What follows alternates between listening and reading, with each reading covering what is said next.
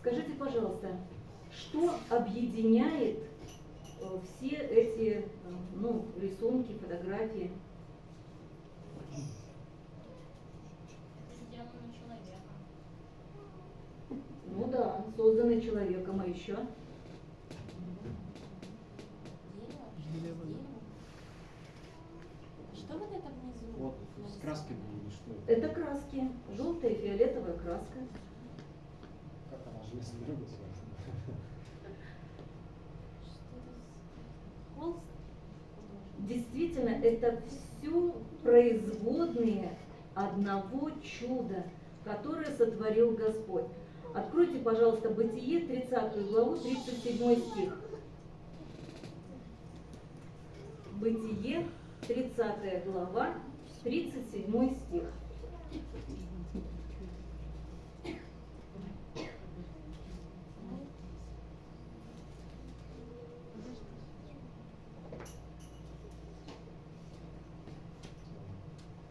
Прочитать? Пожалуйста, прочитайте. И взял Яков свежих прутьев тополевых, миндальных и яворовых, и вырезал из них белые полосы, сняв кору до белизны, которая на прутьях.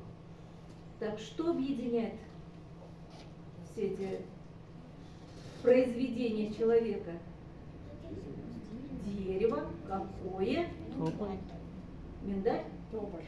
Тополь. Обыкновенный тополь. Его можно встретить в любом уголке земного шара в северном полушарии. От северного полярного круга до тропиков Африки и Мексики. Род Популюс насчитывает более 100 видов. Причем в Китае встречается больше всего видов тополей, более 50. Ученые говорят, что это родина тополя. Именно отсюда он начал свое распространение. Знакомые листочки? Видим их каждый год. Каждую весну распускаются. Самая красивая первая зелень.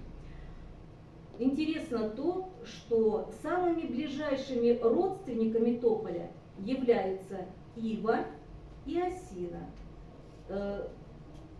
Осина по-другому еще называется тополь дрожащий. То есть это самый ближайший родственник нашего тополя. Вот, пожалуйста, как выглядит ива и как выглядит осина. И есть еще один очень такой яркий представитель рода тополя, тополь серебристый. Знакомое, красивое дерево, осенью с ярко-желтой листвой. А когда серебристый тополь на ветру стоит, то вот это вот мелькание белых обратной стороны листа, оно действительно как будто бы серебром посыпано. Средняя высота дерева 30-35 метров. Относительно благоприятных условиях, если оно растет, то может достичь высоту и 50 метров. И толщина ствола приличная, от 60 сантиметров до более 1,5 метра в диаметре. Представляете? То есть это достаточно мощное дерево. Срок жизни достаточно велик, от 60 до 80 лет. Хотя есть экземпляры тополя, которые насчитывают возраст более 150 и даже 200 лет. Интересный факт заключается в том, что тополь относится к деревьям, которые растут очень-очень быстро. Но обычно деревья растут маленькие, вот в молодом возрасте, до 10 лет растут быстро, а тополь наоборот. Быстрее всего он растет в возрасте 40-60 лет, а потом начинает немножечко замедляться его рост. И к 80 годам тополь уже практически не растет. Листья разных видов тополей, они немножечко отличаются друг от друга. Но мы видели листья обыкновенного тополя, видим, например, листья тополя серебристого, они немного отличаются. Мы очень часто ругаем тополь за что? За пух. Июнь месяц, И мы начинаем ругать тополь, что он пушит, что вызывает аллергию и так далее. Но на самом деле тополиный пух никакой аллергии не вызывает. Вот это вот ворсинки, которые прикреплены к семени тополя, они абсолютно нейтральные, инертные, как бумага, как вата. То есть никакой аллергии они не несут. Да, они могут щекотать, но аллергию не приносят. Но надо сказать, что вот к этим ворсиночкам, к этим пушиночкам прилипает пыльца других видов растений, полыни, березы. И вот тогда-то переносимые вот этой ворсинками может принести и аллергию нам. Поэтому мы очень часто ругаем тополь. Хотя все остальное время он приносит огромную пользу. Вот вам, пожалуйста, как цветет тополь. Красная сережка — это мужская сережка, а вот женская, она в виде коробочек. Потом начинает выпускать вот эти вот как раз семена вместе с ворсинками, вместе с пушинками. В 1 грамме 10-15 тысяч маленьких семян. Представляете? То есть они очень маленькие и очень легкие. Вот эта пушинка, она необходима семени для того, чтобы как можно дальше унестись ветром. И еще, когда семя попадает на землю, вот эта вот ворсиночка, она создает микроклимат для этого семени. И оно начинает очень быстро прорастать. Набухание происходит в первые 4 часа. Если микроклимат не будет создан вот этой вот ворсиночкой, то семя не прорастет. Корень прорастает через 8-10 часов, а удлиняется через 48 часов. А через 11 дней появляются уже первые листочки. Вот посмотрите, как выглядит росток тополя в сравнении со спичечной головкой. То есть это очень и очень махонькое растение, но растет достаточно быстро.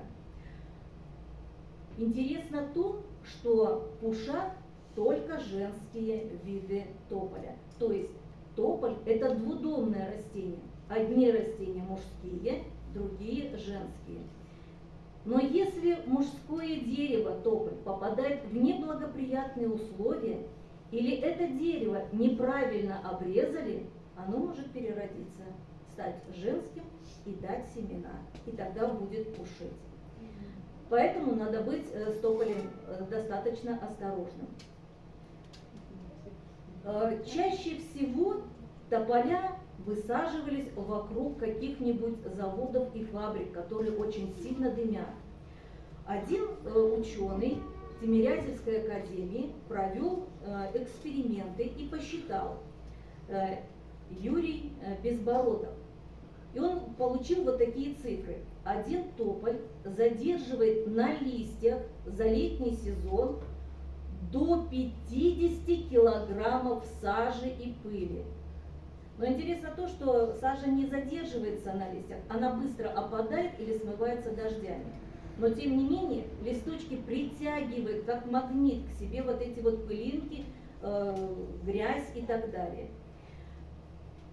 И выделяет 300 литров воды в сутки. Поэтому, если проходить тополиной аллеей, то там будет не просто тень от кроны этих деревьев, но и будет еще достаточно влажно, потому что эти деревья выделяют в атмосферу воду. Эти деревья тополь высаживались очень часто в городах, вдоль автомобильных дорог, чтобы можно было как-то немножечко урегулировать выхлопные газы автомобилей. И опять же, посчитали, одно тополиное дерево выделяет столько кислорода, сколько способны выделить 3 липы, или 4 сосны, или 7 елей. Один взрослый экземпляр тополя нейтрализует выбросы среднестатистического автомобиля за год. То есть тополь – это очень-очень ценный вид лиственного дерева. И когда он пушит, а пушит он недолго, поэтому можно немножечко потерпеть и быть благодарным ему за то, что он нам делает и что дает. Итак, вернемся к первому слайду. Итак, у нас была там Мона Лиза, помните? Так. Вот она, аллея. Кстати, это интересный вид тополя. Пирамидаль. У нас в Топаре тоже есть пирамидальный тополь. Напротив больницы растет огромный, с мощным стволом пирамидальный тополь. Так, сейчас вернемся. Итак, Мона Лиза, как она с тополем связана? Оказывается, Леонардо да Винчи нарисовал свою вот эту вот картину на доске, тонкой доске, которая изготовлена была из тополя. В XVI веке до сих пор в хорошем состоянии. Шпалы для железной дороги изготавливались тоже из стволов тополя. Соломка для изготовления спичек – это тоже тополь. Краски.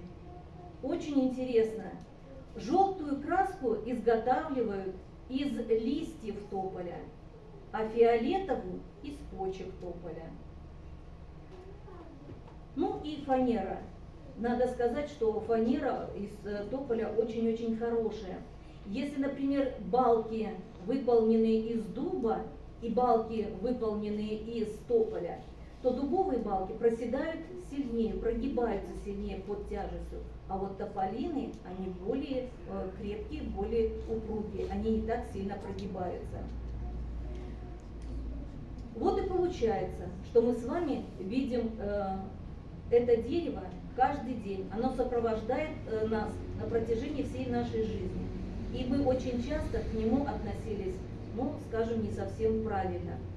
Раньше была целая программа, посвященная тому, чтобы вот как можно больше высадить тополей в черте города или вот в поселках.